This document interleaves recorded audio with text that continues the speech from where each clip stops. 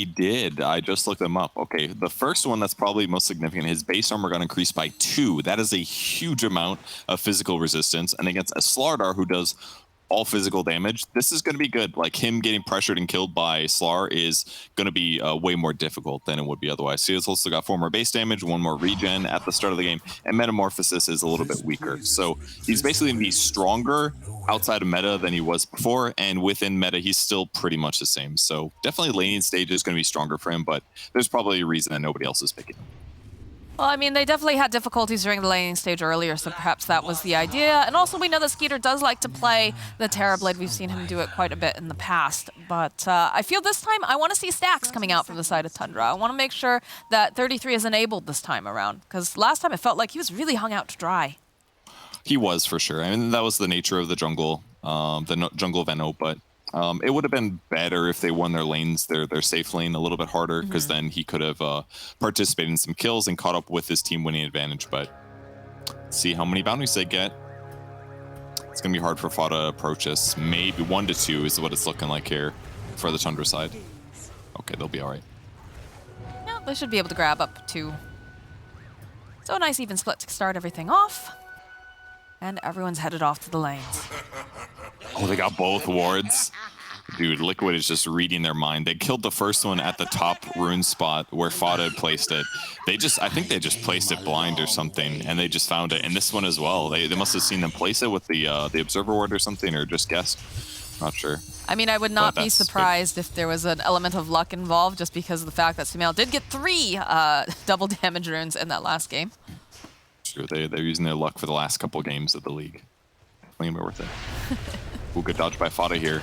Gets the battery assault, dodges the stun. He's gonna get a lot more damage in as a result. I mean, I guess on the plus side over here with the side of Tundra, you do have some kind of tankier heroes that can face up against the Slardar. The Lina, of course, is just really, really annoying. It's very difficult to deal with her as that 4 position, constantly, you know, tossing out those right clicks, but not quite as papery as last time. Yeah, exactly. It'll be a little bit harder for them to kill the TB, at least outside of during meta for sure. He'll be completely fine. Yeah, they're doing a good job so far. Dodge the second life strike right here. Fada's gonna be vulnerable. Yeah, I was about to say, Fada's gonna be the little guy who's taking all the hits for his friend over here. Yep, and he doesn't have good armor. Clockwork is sitting at 2.2 base, so much less than the 9.7 that Terrorblade's working with right now. Pretty wild to think about, right? You'd figure that a little robot would have enough armor, but not in this case. This is a silly game. Literally wearing a suit of armor. I think it's a person wearing armor, if I'm not mistaken, in the lore. Really? It's a little person? I think so. I might be wrong. Actually, somebody call up Slacks. We gotta know. I gotta know. I thought he was a little android. He is. I might be wrong, though. Purge, you're just leading me astray here. Shouldn't bring the lore facts, though, knowing my lore, I guess. But never gonna forgive you. Bottom lane, though, it does feel like 33 having a much more comfortable time having that Shadow Demon also there to help pass some of that harass off. So 33 looking all right here, but LSA, of course, coming through. It's Fata just making a big old target every time he tries to use those cogs and burns off Koifa's mana. It's a good goal. I mean, taking away Southern Crotch basically takes away last hitting potential for Koifa, where he can do things like stun right before Skeeter goes for a last hit. Things like that. Yep, draining again, and there we go. Slardar completely out of mana here.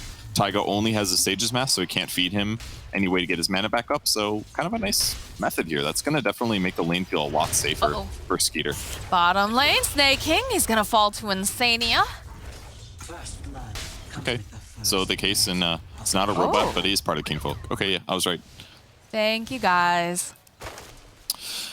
Yes. Okay, so this is not terrible for Tundra's cores. Both Skeeter on the Terrorblade and 3-3 on the Tide are not the vulnerabilities in the lanes. It's going to come down to the supports that are the ones to kill. So if Liquid keeps targeting these and gets some lane advantage out of that, good for them, basically. I'd like to see if Tundra is actually going to try to make these rotations and try to secure the runes again, because they did that last time, and it helped out. I mean, I was going to say it helped out Nine a little bit here, because, you know, he was able to get the top rune, and then the bottom one was denied from Sumail, but Sumail didn't seem like he cared at all, though. Sumail's already doing better. He's got like a 15... He's got a 15 damage. Oh, he cleared those? That's pretty cool. Sumail's got a 15 damage advantage already in the mid lane. He's got 6 denies versus Puck's 0, actually. So Sumail, once again, doing well in the mid lane. But, yeah, Puck's a little bit more mobile, so it should be easier for him to get runes generally. It doesn't look like we're seeing anybody really make those rotations over here to help secure the runes. Bottom lane, though, you do get the Arctic Burn over here on 33. He's a big tanky boy, though, so not going to be able to quite burst him down. Just going to try to harass them for the time being. And now you do see that movement. All right, Snake King is going to go to the bottom spot. He's already got 9 here. So Sumail will be able to take the top water rune. 3-3 might be in trouble, but he's fine. They're basically hitting him with a lot of nuke damage, which is hurting him. But he's got 2 points in Kraken, 2 points in Anchor. He didn't get Gush. He's not trying to get kills here.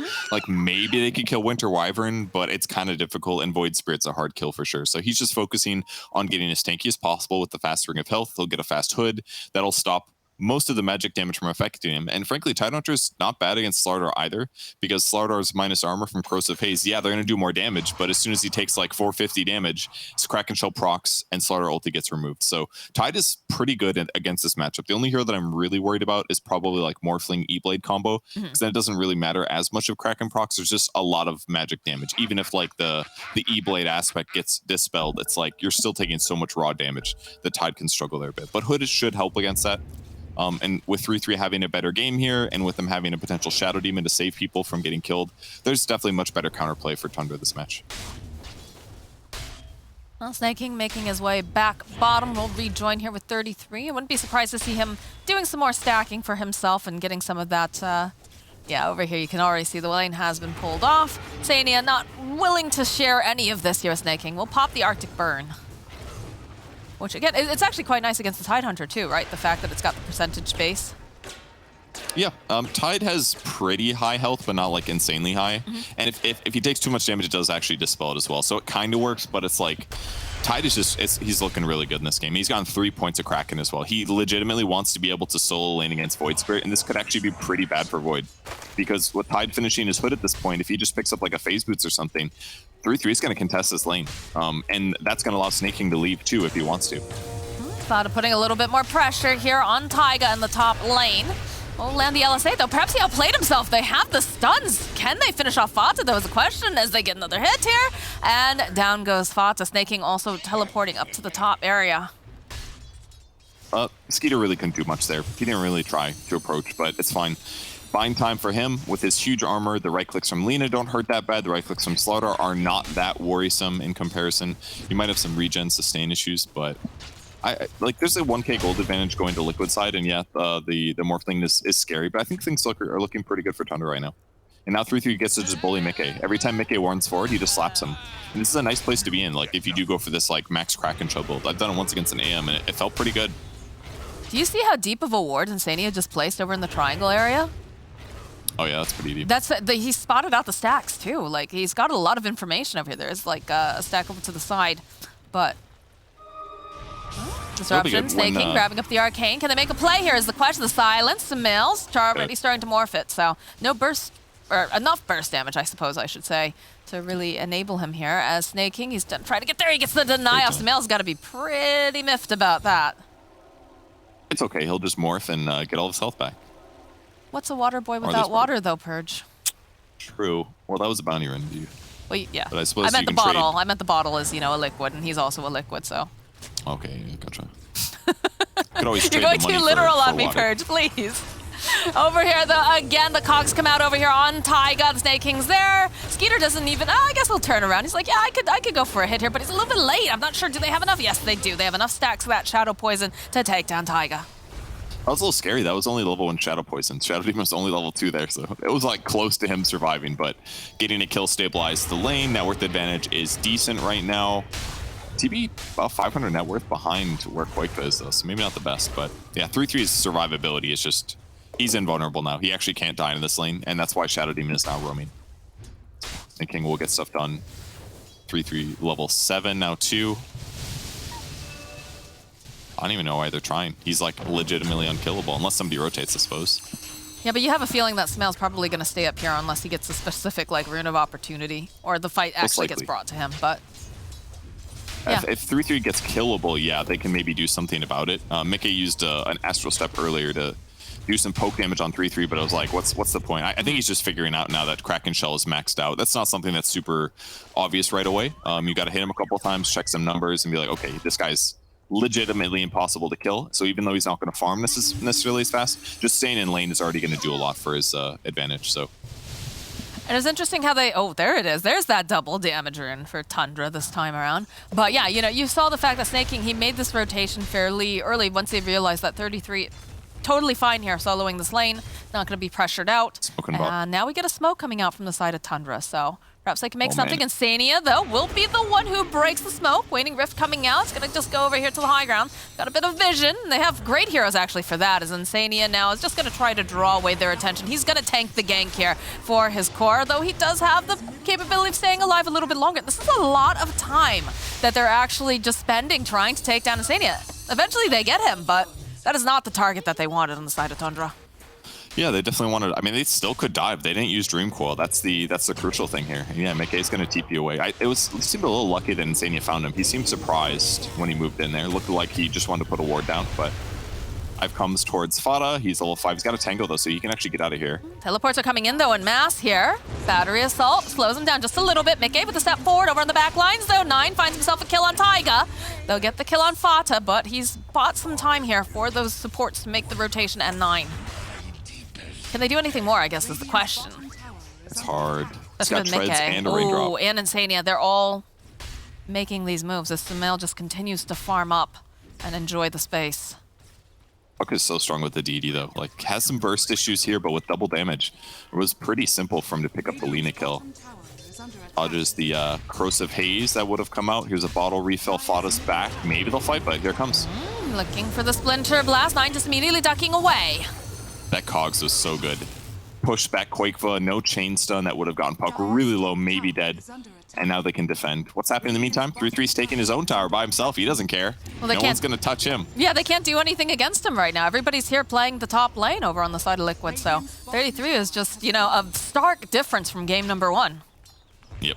It helps when you get a little bit of help at the start of the laning stage to get to that fast level 2 Kraken shell. So he's queuing up Blink Dagger afterwards. He's got phase boots. He's about a third to the way to Blink Dagger, but now he's going to go mid and push out. Sumail pressures a little bit, and this is the next tower that Tundra doesn't want to lose.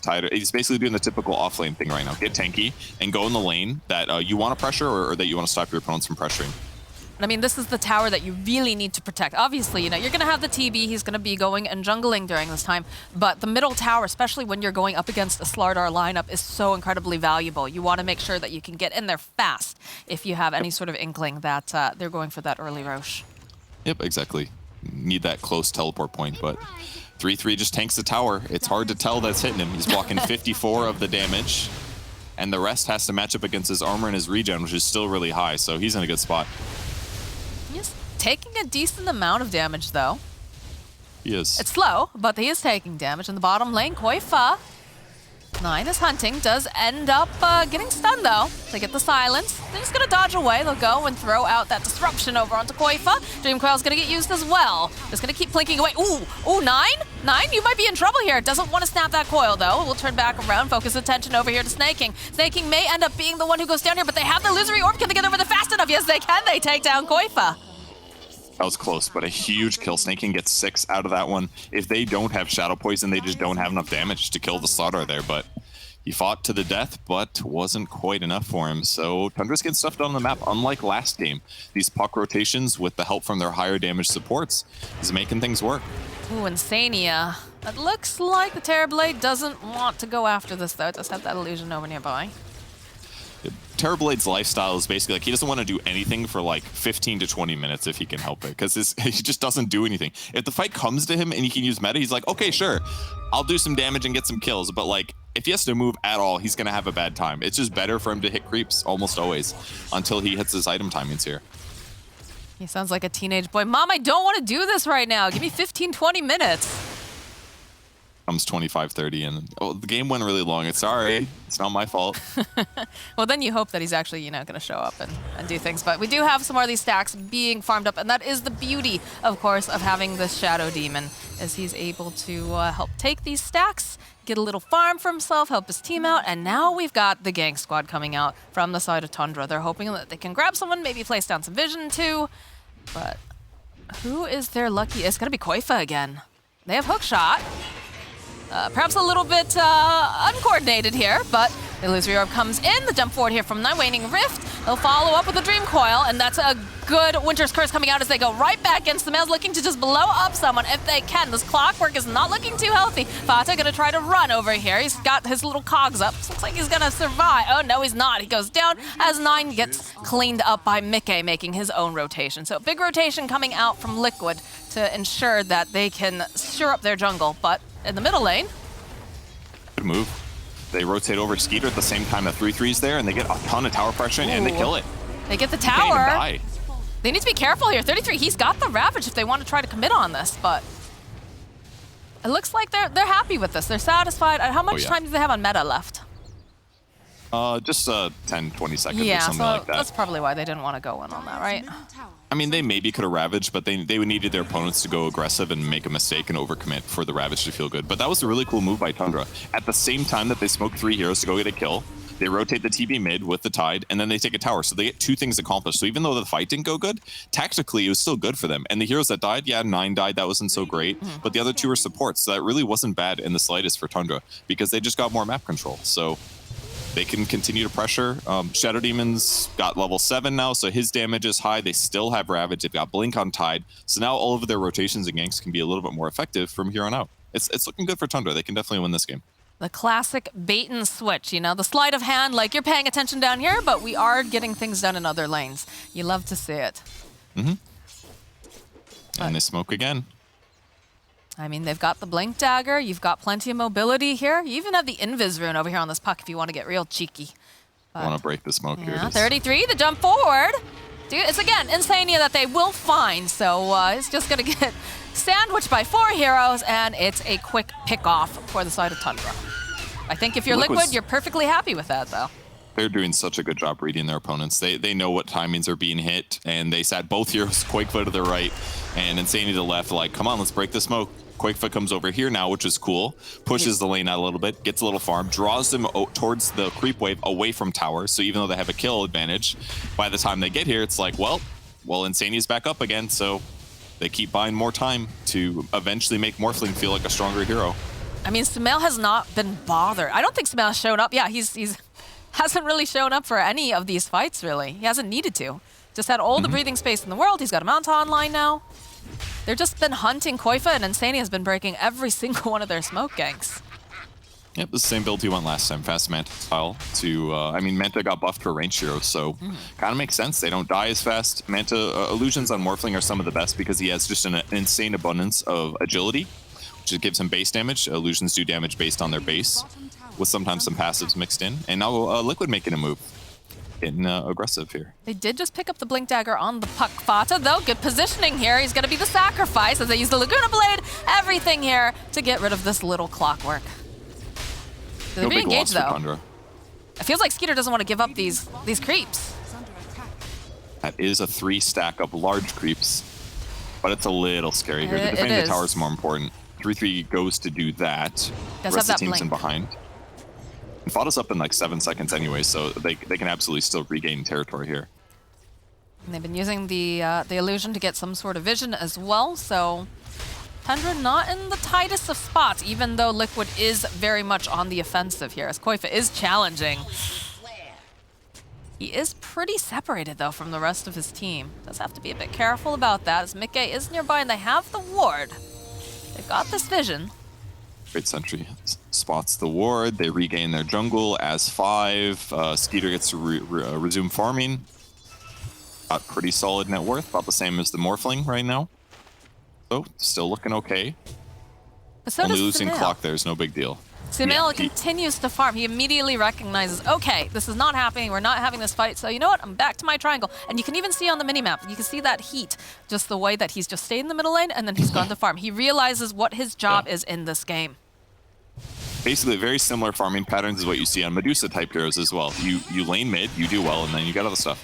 Hook shot. You can see Insania waiting patiently. Does get off the heal, the save. Koifa, though, jumping on in. Skeeter's joining in as well, though. They have the reflection. Mickey with the Astral Step does manage to finish to clean up Snake King, but he will fall himself as Koifa looking to reinitiate here with Smell. He's going to just immediately waveform forward. Try to burst down Fata, not quite enough damage this time around, and 9 still sticking around. He's trying to get any sort of vision. 33 jumping forward here, does manage to find the Lina. Nice Winter's Curse, but it's just a puck clicking away over here. Okay, with the illusions, that could do a decent amount, but this is still looking like it's gonna be a dead Insania. Nice fight for Tundra. A little surprised the Snake King didn't disrupt himself, but stuff happened pretty fast there. And then Fata stays alive. That's why you always leave the house with 2 fluffy hats, guys. It keeps you alive. It's very important. Quakefoot trying to get a pick off, though. He could grab either if he spots them. Ooh, Fata. I'm coming. Look at them. They're coming. They're mad. No hook Look shot, at man, this. but 33 with the gush. Hook shot comes in from Fata. He's like, you are hunting me. Well, we're going to hunt you right back here, Koifa. So get Silence to follow up with that disruption and to start stacking up the poison. The clicks are coming out here. Who is going to get the final hit? I'm thinking it's going to be Snake King. All right, nice kill. Yeah, they have amazing vision advantage in their own jungle. And considering, I mean, we haven't seen a Ravage yet, guys, but it's important that the threat of the Ravage is on board, of course, because that's going to make it hard for Liquid to feel confident taking a fight. They're winning their engagements here. They're pressuring the map. They're now crossing the map after getting these kills. TB's still farming really fast. Skeeter doing a great job. He's got Manta finished of his own. He's working towards Scotty. That'll be really good against Morphling. This is going to be a dead Insania, I have a feeling. Yep, with a rocket flare from Fata. Yoink, that's mine. Those feel good. That was like a level 2 rocket flare, too. That was pretty amazing skill shot by Fata. You know, he's just good like that. Nine's a little... Okay, ulti's on top. Goes for the orb after the tower. Oh, and now the hook shot. Yep. He doesn't have Astral Step. Mickey, he does have the Dissimulate, though. But they still have tabs on them. They've got the vision. There is the Yule Scepter coming into play. As in the bottom lane, Skeeter, he's going to be able to take down Taiga. They actually go and they use the Ravage just for Mickey. And in the meantime, Skeeter gets a kill on Taiga on the opposite side of the map somehow. I guess that was with help from, Shadow Demon. Yeah. Shadow Demon ulti, and he runs him down with Illusions, actually. That wasn't even meta. Illusions and a slow Lina. Good luck. Not even necessary. It's like Lina was a little bit low mana, otherwise might have been able to live. She had a 4 staff, but... Okay, great for Tundra. 3k advantage here. Uh-oh, this tower's definitely dead. 33 just spits in Sumail's face, says, go away. And Sumail says, no, this is mine. This is another thing that for advantage is kind of interesting, that Tide Anchor Smash is really good against Morphling, actually, because it reduces your base damage, and Morphling is all base damage from agility. So if you get the 15 talent, you can reduce 80% of Morphling's damage when he's right-clicking people. It's a little difficult, of course, because he's flying around and uses Manta sometimes, but if they can apply that in fights, it's really going to limit what Sumail does. But right now, Roche is dead. That yeah, look at the Fata. He scouts it out, but they don't have to worry about that Ravage right now. Fata, though, dropping down the sentry, realizes that they have the vision. I don't think... It looks like they want to try to contest this, but they're not going to be fast enough. Hook right into Koifa. And that's a dead Fata. You know, A+ for trying, though.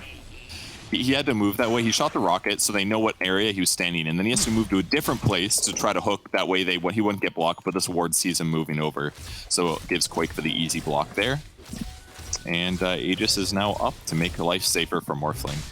And look at how fast Tundra immediately beelines for the enemy jungle here. They're like, okay, we don't want to be in that area. We still need to be farming up, so we're just going to continue to, you know, push out these waves and dodge them until they bring the fight to us. This is cool, and Snake King jungling with his ally TB. He can disrupt an illusion, so it doesn't slow down Skeeter that much. He can give himself farm. Later on, he can disrupt Morphling to make amazing illusions that do 75% each of what Morphling does. That's true. So Shadow Demon could have some really big implications as this game continues, both with his TB and against the Morphling. Snake King has a good game. This could be a really fun one to watch. I think we're going to start seeing more of the Shadow Demon. I just feel like it's 2 value, right? You've got, you know, ways to steal the enemy, right? You've got ways to, you know, make those illusions, you've got to save, and then of course, like, if you can get the Ags online, in this case, not quite as important, but the fact that it provides you with all those breaks, it's just too good, right? It can be really good. This game not as needed, so I don't, he's not queuing up Ags right now, but if there was like a PA or some other heroes like that, yeah, it can be amazing. But I also feel like finds a grab. They really just let Snake King get very greedy here. Like, they really enable him, which I kind of like. Need to be careful. 33. Koifa. Ooh, ships passing in the night, though. Not going to land against each other, as Sumail's feeling very emboldened. Of course, he has that Aegis.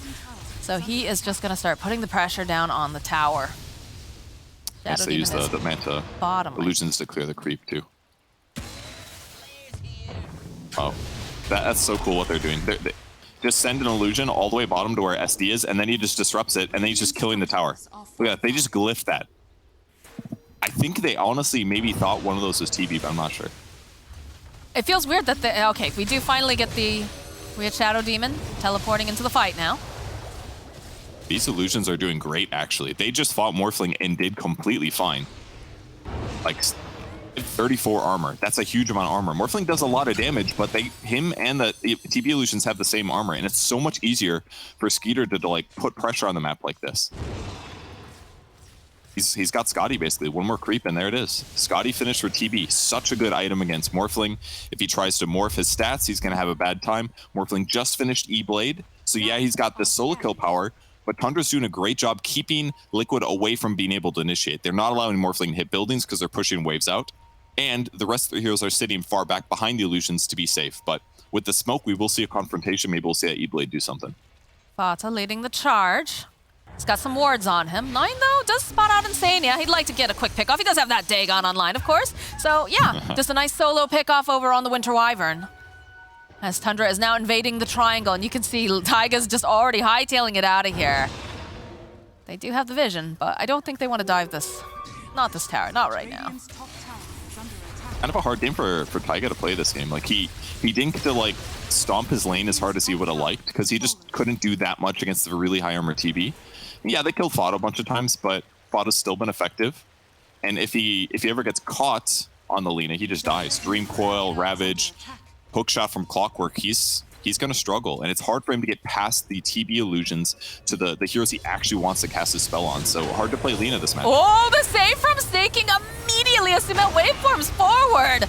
Jump over onto the back line. Sumail, has he gone just a bit too far here as the sign says come out? You can see Skeeter poking away. They follow up with a Ravage. Can they take him down? Yes, the first time they will be able to take out. And they'll follow up, though. They do get rid of Snake King. Here comes Sumail. Dream Coil's going to get used, and he's just leashed up. And look at this damage coming out now. He's going to have to use the E-Blade. The save is coming out again now from this Winter Wyvern, but they're going to go right back in. This is a dead Morphling. As now the hunt is on, Insania trying to go up to the high ground is going to run out to Fata and 33, but the Scotty damage, the slow, the mobility coming out from Tundra. Insania says, please help me. And these creeps will not oblige. I cannot wait to see the start of that. I think Morphling just tried to get a free gimme pickoff on Fata there with the E-Blade combo, but he got disrupted. And as a result, they got illusions out. Shadow Demon got to instantly ulti the Morphling. Morphling started morphing stats. They ignored him for the start of the fight. Here he is. Oh, he had an invis as well. So here he is spotting. The SD, I don't know why he was TPing already, but put him into a bad spot. He'd use morph offensively. He couldn't get out easily. And at the same time, they put all the pressure into the Void Spirit. He used all of his Astral Steps. He ends up dying. SD dies on the backline, but they got everything else. And when he respawns here, he's got max strength already, so he doesn't have very much armor. And he couldn't waveform because they saved Dream Coil for him. That was really well done by Tundra. Utilize all their skills so easily. That was cool. The cog break to make Dream Coil do a little bit more damage. Very cool. It's very nice looking indeed. They also ended up having to use the BKB charge over on Koifa during all that as well. So a very costly engagement for the side of Team Liquid, especially considering that they did have the Aegis in the top lane. More action coming out, the hook shot. They used the Laguna over here, the taunt over onto 9. By a little bit more time, he's probably going to go down here as the silence. Yep, that is a dead 9, but the rest of them, Fata will be able to walk away from this engagement, so perhaps a bit too greedy. It was a hard kill for sure. Void Spirit's got 2,200 HP and he had Yule, so I mean, good luck killing him with just those two heroes. Better yourself from Fata will just annoy him. He'll turn his attention back to some creeps. It's just a little bit too dangerous. SD ulti's great. It's going to dispel all of his Astral or Resonant Pulse shield, so he doesn't have to take as much damage, but between those two guys, their burst damage isn't quite high enough yet. Dagon 2, Witchblade, it's got the damage, but it's just not high enough. Well, this is take 2 now for the side of Liquid as they're going to try to take the middle tier 2 tower again. Of course, some of those high cooldowns are on, high ultimates are now on cooldown coming out on Tundra, so they don't have to worry too badly, although there is the Ravage backup, so. Oh, a little different build as well by Skeeter. He's leaving his reflection at 1 skill point, and he's got a bunch of stat points as well, which makes sense. TB's like the perfect stat hero, very similar to Morphling. So just wants to be as tanky, high damage, high mana as possible. even if Reflection's amazing against Morphling later on. But he's got the net worth advantage. That's what matters right now. Is indeed. You get to pressure the map. Maybe we'll see Fada get destroyed here. They're going to try to get themselves a quick pick off, and they'll get it.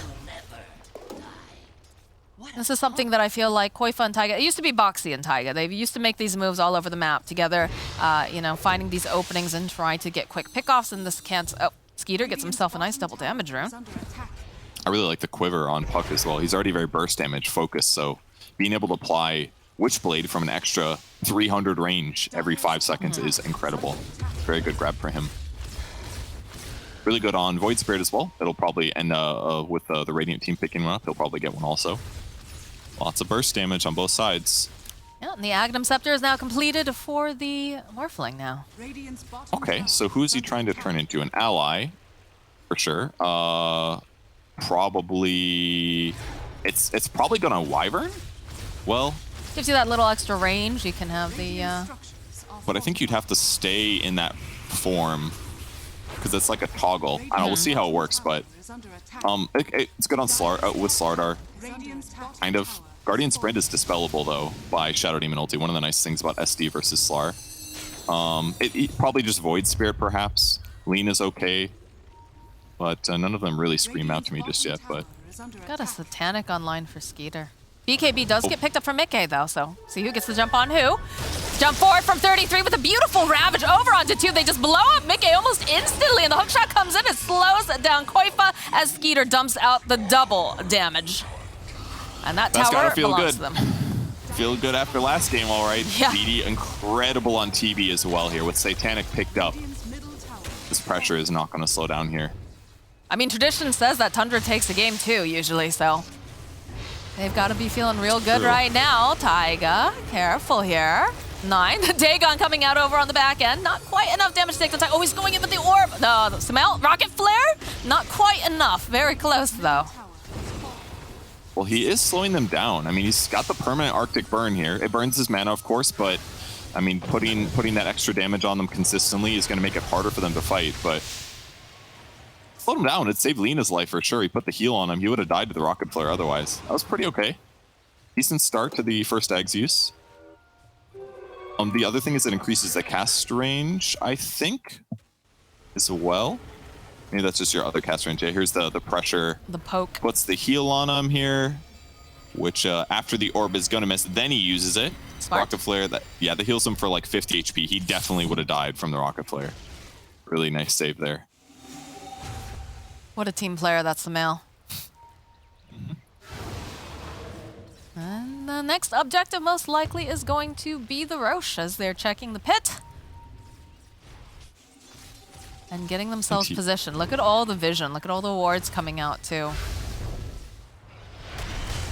They'll find themselves a quick pick-off on Fata.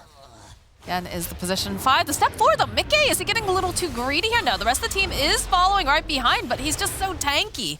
He's going to get force staffed up to the high ground, and they just disengage easily. And you can see these illusions are causing a lot of problems for the side of Liquid. Yeah, and Morphling's able to turn into TB pretty easily since he should be able to, I think you can transform from the illusions. And then he can do the same thing, push out on the map a little bit, but it's a little bit more restricted because it's not quite always available, and it's been pretty clear that Skeeter's been doing a great job. This is definitely the most annoying thing about playing against TB. When good players do this, it's like playing against Ags with Shard. It's like the same thing. You just send illusions down a wave. These illusions are really hard to kill. It takes a lot of effort to do. And it's hard to take fights as a result. Ooh, Taiga forcing away, though. Does have Sumail waiting behind him. He's morphed into the Slardar. But look at this. They really want this Roche. It's up now. See the positioning. Got the Ags online here, too, so got a nice little puddle. Shard's up, too. Who's going to get it? Nice question. Mickey. He's going to poke his head in. He's one of those remnants. Just see if anybody's home. No one's visiting just yet, but you can tell that people are getting antsy. They want to go knock on the door. They do. Not any really obvious Shard grabbers here, but probably going to be either TB or Puck, I would guess, but we'll see. Definitely not going to be Jetpack, let me tell you. I love Jetpack. I think Schofield picked it up in one of the SA games. He like dove into the base, bought a jetpack, and just was like, "See you later." It was like a cartoon. I think it's so funny. It's not very good, but it's really funny. I wonder if Skeeter is going to leave Reflection at one skill point so that when Morphling turns into him, he doesn't have a level 4 Reflection. That would be a next level play for sure. But it also gives him, like, he just got the talent that makes his conjure image duration better. So it's like, oh, I'm sorry, it's conjure image. I forget that's not a reflection talent anymore. My bad, confused. You're fired. I deserve that. I'd be a little surprised. He'll probably skill it eventually because it is really good against Morphling. But we've got a big smoke coming out here from the side of Liquid. They're sweeping around. Koifa a bit off the mark. Rest of the team still hiding behind though. 9 already zipping away, and Mickey has gone pretty deep here. They have to be careful because 33. Okay, that is the BKB coming out. Fata, though, is going to get burst down possibly. He gets dried right back. That is the Laguna. Mickey, he will pop to Snake King as they do get a great Winter's Curse off, but the disruption coming out, saving some here from Snake King. Jump forward again from 9. They're going to try to pick off Insania. LSA does connect. Buys just a bit more time, but they go and they drop down that sentry trying to see.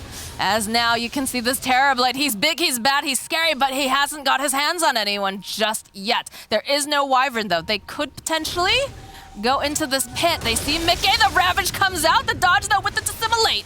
Mickey still alive. Sumail thinking about going back in here.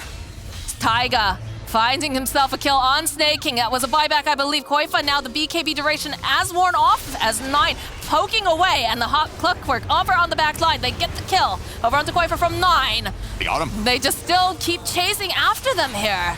They get the kill on Skeeter, the follow-up here over onto Taiga. They need a little bit more hits here, and they don't quite have it. Sumail trying to dodge away. Is going to go out for into back line. 33, though, does find the kill. Snake King will fall to Sumail. Okay, and these illusions terrible. Are pelting him. But yeah, that was all over the place. 33 is still just doing his own thing over here. Don't have, they have the Yules. This is looking like a dead Tide Hunter. All right, great fight by Sumail there.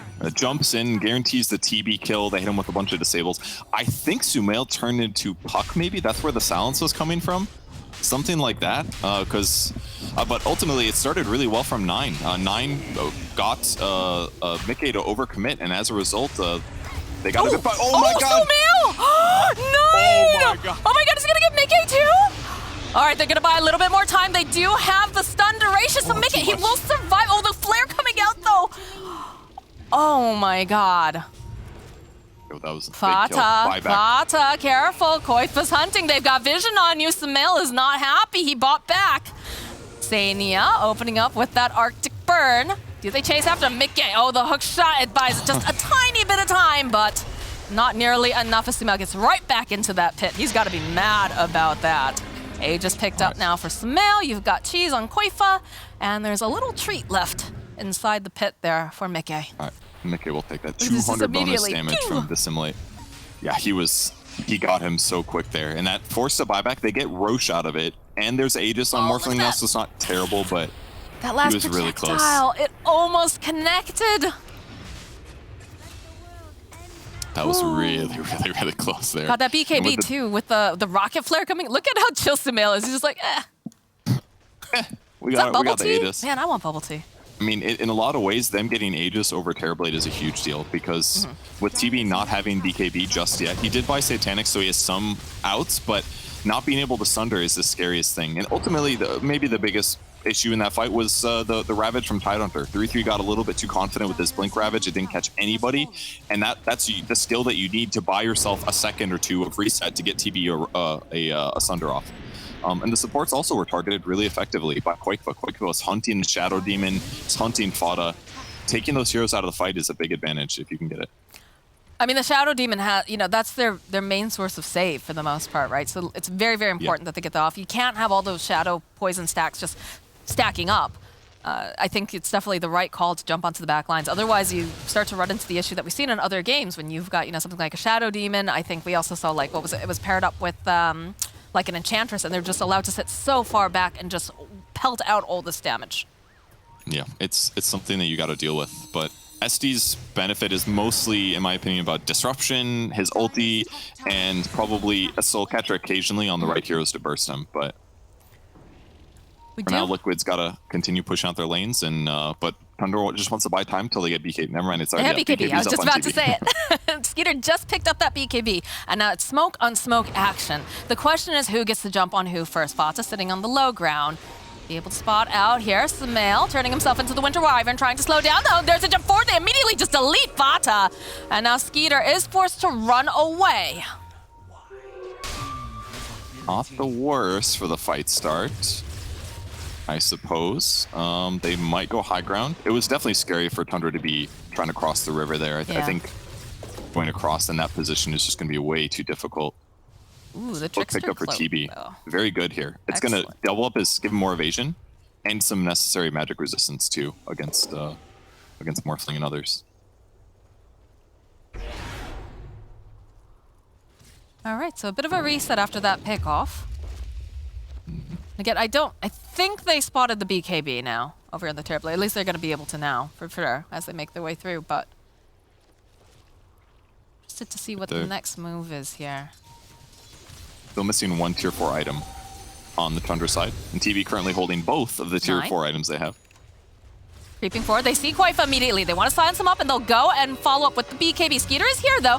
He's got his own BKB, so it doesn't really matter too much that they have that E-Blade. So they'll be able to take out Koifa this time around. That's huge. B3 trying to slow down Sumail. Oh, he's still trying. He's chasing after him. Sumail, can they get it off? They have the hookshot, they have the Ravage. They want to get rid of him. He's all strength north, though. He's got the silence, so he's going to have some longevity. Battery Assault, Cogs as well. He's just going to be able to waveform away over to Insania. Did he go back in, though, is a question. Over on the back, Mickey was trying to make some plays. He's got the BKB, but this Scotty, of course, doing so much with slowing him down. The jump forward, though, they have their eyes over on Mickey, and it looks like he's going to survive. Even goes and drops that Aether Remnant just in case. 9 just a little bit further than that, but of course, the rest of the team cannot follow up with this puck, so he'll back off.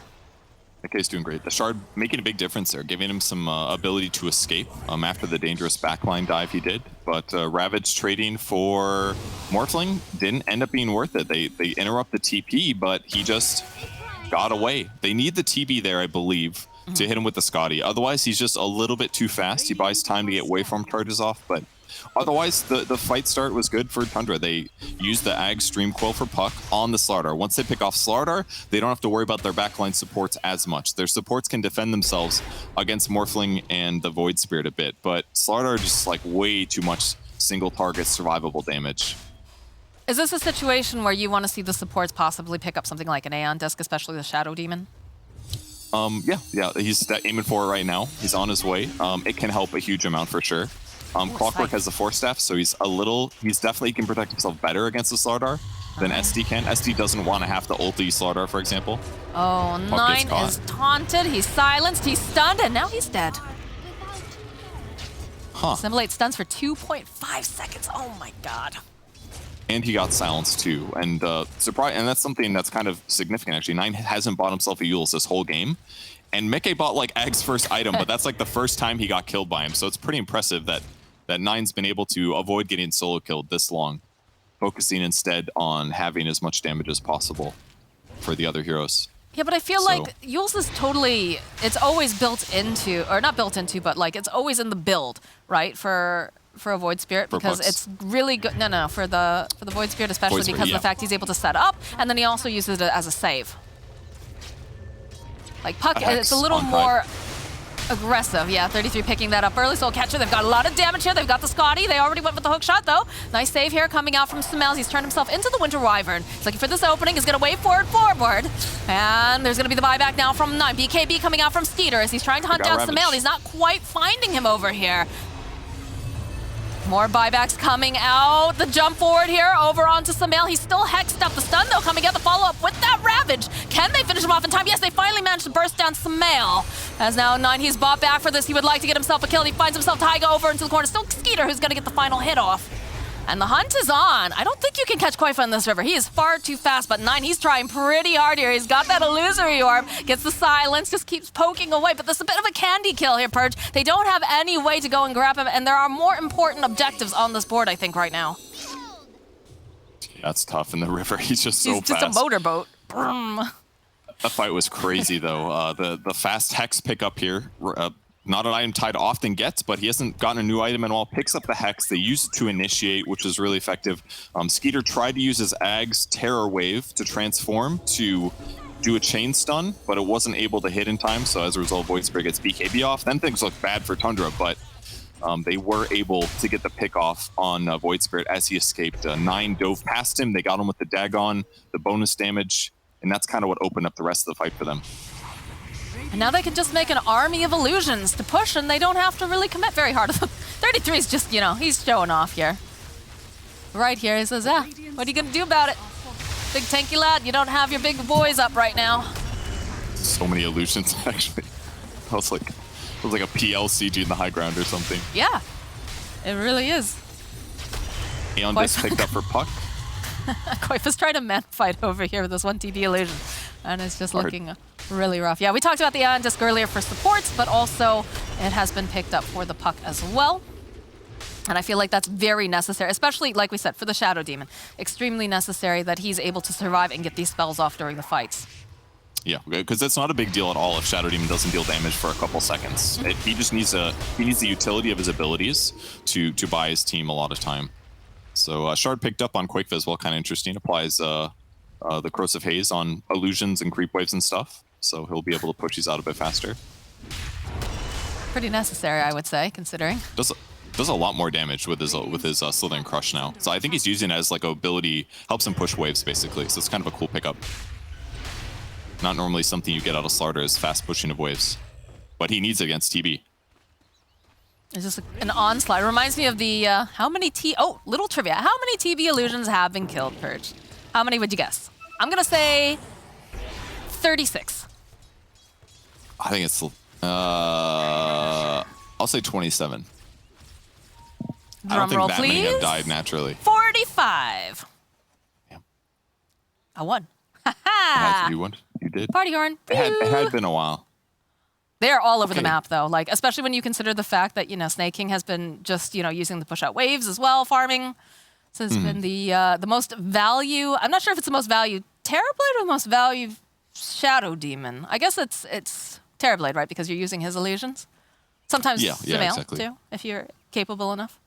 Yeah, there's a lot of illusion spam going on in this game, all right. But I think the most significant thing is that Skeeter's only died 1 time. Sumail's died 3 times. Skeeter's farmed way faster because his ability to like push across the entire map with his illusions. He's got 10,000 more net worth than Morphling. So at this point, he's sitting really good, honestly. He can't get much more farm than this. In fact, he switched his neutral item Spider Legs just so that he would have an extra item slot for items. And this is like a perfect situation to have Spider Legs. When you have this ultra farmed carry at this point of the game, you don't want to sacrifice your movement speed. But a lot of players do, but it does hurt you sometimes in some of those late game fights. But now he's going to be able to get 7 slotted. Like he's about to eat his Ags, basically. Then he's going to have another slot, which could be a Rapier. It could be a Daedalus. There's a lot of things he could buy here. Production wants us to watch this clutch. Look at him snaking. It goes in. Can he get it off in time? Oh, we'll never know because we're going to stop. There we go. Wow. He did break that bounty rune earlier at the 9-minute. Denied. 6-minute, whatever. Pretty significant. No, but like you said, with the, you know, the fact that they've got the Spider Legs online for the Terrorblade, it's so value, right? Because of the fact you've got so much mobility coming out from the rest of your team. You've got a hook shot from the Clockwork. You've got a Dream Coil with the Blink coming out here with the Puck. You've got the jump coming out from a Tidehunter. Like, so you're not super concerned about, you know, chasing in necessarily, because a lot of the times they're going to be held into place if everything goes according to plan here for Tundra. Whereas Liquid, they're struggling a little bit. These fights have been so incredibly split too. I know, like I'm trying to watch everything, and there's something going on the other side of the screen that we just aren't able to see or show everybody. But you know, everyone is just. It almost feels like sometimes Mickey's a little bit too far forward, trying to get onto the back lines, because somebody does, right? Somebody has to, whether it's Koifa or Mickey. But then the problem is like Wyvern's slow. Wyvern is not the fastest hero. Lina has to be careful with the positioning. She could get blowed up so easily. And then, of course, you know, Sumail is just trying to do as much as he can in the fight, just generally speaking, trying to figure out who is my target, who do I blow up, how do I get there? Yeah, I can't imagine playing a Morphling in a situation like this. There's just like so many decisions that you have to make in a rapid amount of time. That you got, who do I transform into? How do I use my skills? When do I hard commit to trying to get a kill or something like that? It's just also difficult. And Liquid has shown that it's pretty easy for them to turtle, at least, because they can just turn into Winter Wyvern and just start slapping Arctic Burns into people, which does 9% of their current health. That can be a nice way to slow things down, but Tundra's just going to out farm, and I feel like their supports are just scaling better too. Like SD, once he gets an Ags, is going to be really terrifying. His ulti does 700 damage now with the talent that goes through magic immunity. So if he just slaps one on Slardar, like that's the best thing about playing SD late game with Ags. You just put like one ulti on both carries, and then whichever one's not dead afterwards, you ulti the other guy again. And so it's like 2 carries are just completely taken out of the fight because of the major slow. And if one of those is Slardar and he doesn't get to use Guardian Sprint, it's really valuable and making Slardar dive to the back lane.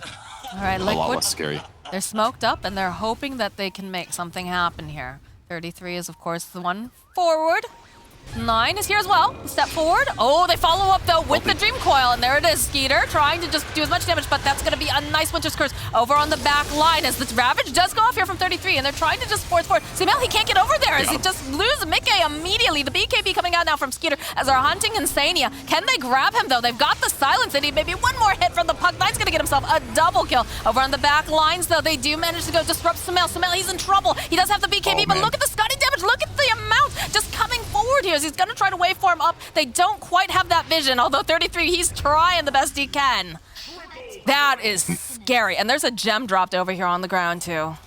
Yep, they spotted it. 9 doing such a good job in that team fight. Smoke breaks. They were able to phase shift. Tide blinked back, and then he gets a big Dream Coil and 2 heroes. And now catching Slaughter the other side with this ward.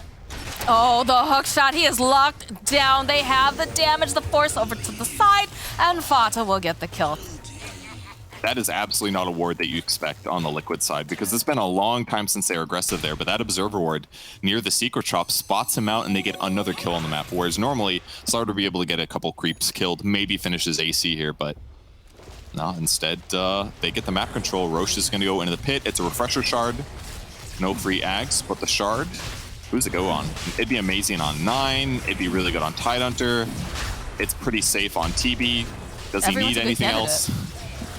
Yeah, at this good point. On everybody. There's nothing that Liquid can do here. Nikkei's still down for 40-something seconds. No buyback. They do have buyback on Koifa. They've got buyback on Taiga, but these are not people that want to dive into that pit. So Liquid a bit on the back end now. And now they go high ground. Still got a couple more seconds. Look at this illusion. He's just chewing through the buildings. Fata's really just good. Playing around a little bit here. He's thinking about, maybe doing that hook shot. Knows exactly what Samal is. This is the problem. You just keep throwing out all these illusions. 33, he's taking a little bit of damage over here. It's very slowly getting chipped down, but he's forced forward. They get the Hex off immediately, and they just blow up Samal. He's dead. He's dead. No buyback. He's got no buyback. They're going to go for the finish here. Tundra, they want this. Koifa, he's going to be forced to buy back here. They can't afford to lose these buildings this quickly, but I don't know how they get in there. Look at this damage. Look at these snowballs being tossed out. The Scotty damage from Skeeter as they just start mowing through. Koifa over onto the back ends. Get the silence off here. Over onto Fata. They'll be able to get the kill on the Clockwork, but this is not looking good now for Koifa. The LSA buys a little bit more time. The Fear just pushing him right back. Snaps the coil. They'll take down Koifa. Now Mickey is also trying to run. They use the Ravage. They want to get rid of him. There's no buyback on 4 of the players here on the side of Liquid. Tundra, they do it. They take game number 2 and tradition that they like to, and Liquid is going to go down and lose this game. Tundra played so good this game, I gotta say. The only pressure that came was on heroes that basically didn't matter. The supports died a little bit at like a high rate in the early stage of the game, but they got the heroes farmed that they needed to. They kept the lanes pushed out. They used their abilities effectively. 9 had an incredible